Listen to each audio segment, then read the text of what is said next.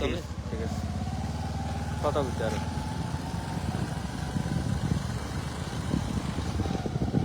নাঙ্গলকোট এখনো বন্যা। এটা হচ্ছে নাথের পেটুয়া নাঙ্গলকোট রোড, এই এখনো পানি। আর আমরা যে গ্রাম পরিদর্শন করছি, এর মধ্যে ছাত্রজলা গ্রাম অন্যতম। এখানে এখনো অনেক বাড়ি পানি, যেমন পাশে একটা বাড়ি পানির নিচে, রাস্তার উপরে পানি, আশেপাশে অনেক পানি দেখা যাচ্ছে। এই যে আমরা এই রাস্তাটা হচ্ছে নাঙ্গলকোট উপজেলার অনেক উঁচু রাস্তা, কিন্তু এই রাস্তার উপর এখন আশেপাশের বাড়ির পানি দেখাই যাচ্ছে। একটু আগে যে বৃষ্টি হয়েছে, বৃষ্টিতে অনেক পানি বাড়লো, মারাত্মক পানি হলো। আসলে অনেকেই ফেনীর কথা বলে। আমি গতকালকে বুড়িসং গেলাম, দেখলাম মাঠে মানুষ ধান রোপণ করতেছে, মাঠ খালি। আজকে নাঙ্গলকোট এসে দেখি যে না, বন্যা তো সে আগের মতোই আছে, বাড়িঘরে এখনো বন্যা। হ্যাঁ, গতকালকে বুড়িসংয়ে গিয়ে দেখলাম পুরো মাঠ খালি, নদীও খালি, গুমতি নদীতেও পানি নেই। আজকে নাঙ্গলকোট এসে দেখলাম যে নাঙ্গলকোটে এখনো বন্যা পরিস্থিতি, ভয়াবহ অবস্থা, মানুষ পানি বন্দি, মানুষের ঘর বাড়িতে এখনো পানি। এই যে দেখেন, এই থেকে যাওয়া পানি, সামনেটা দেখেন, অর্থাৎ এত উঁচু রাস্তা, এই উঁচু রাস্তাতে এখনো পানি।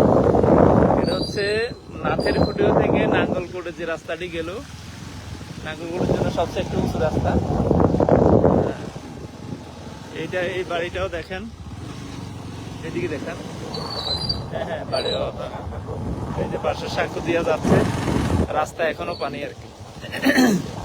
আচ্ছা, এটা দেখান, এই যে বাড়িটা দেখেন, পানি পুরাই পানি দেখেন।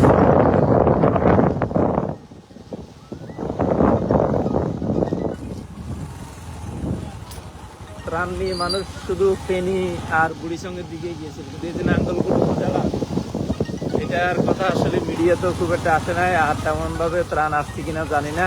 আর বাংলাদেশের মানুষ এখনো মনে করতেছে বন্যা চলে গেছে, বন্যা নাই। কিন্তু নাঙ্গলকোট, লাকসাম, মনোহরগঞ্জে এখনো সঙ্গে গেলাম, সেখানে দেখলাম যে বন্যার পরিস্থিতি খুব ভালো, মানুষ মাঠে ধান রোপণ করতেছে। আর আজকে নাঙ্গলকোটে এসে দেখি মানুষ এখনো পানি দিয়ে বাড়িতে যাচ্ছে, বাড়ির উঠানে পানি, ঘরের চারপাশে পানি, বাড়ির রাস্তাঘাট হয়েছে রাস্তা, এই যে রাস্তা এখনো অনেক